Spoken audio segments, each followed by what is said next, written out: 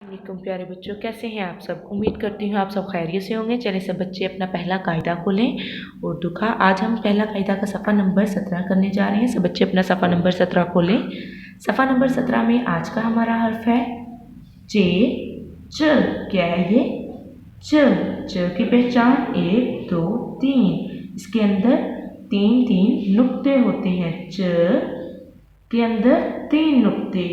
3 नुक्ते वाले को क्या कहते हैं? च चांद, च चारपाई, च चांद, च चारपाई। च की छोटी शक्ल गौर से देखें, ये है च की छोटी शक्ल जिसके नीचे 1 2 3 नुक्ते हैं। अब च को मुख्तलिफ हर्फ से मिलाते हैं, ठीक है।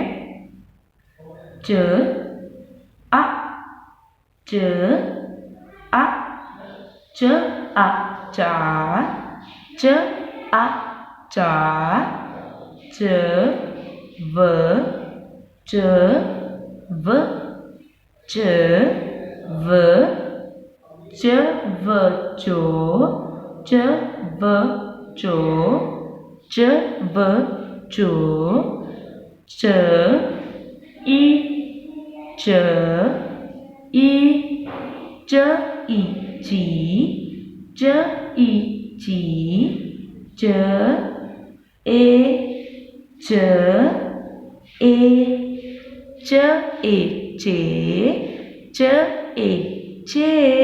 देखे अ के साथ चा, व के साथ चो, ई के साथ ची, ए के साथ चे।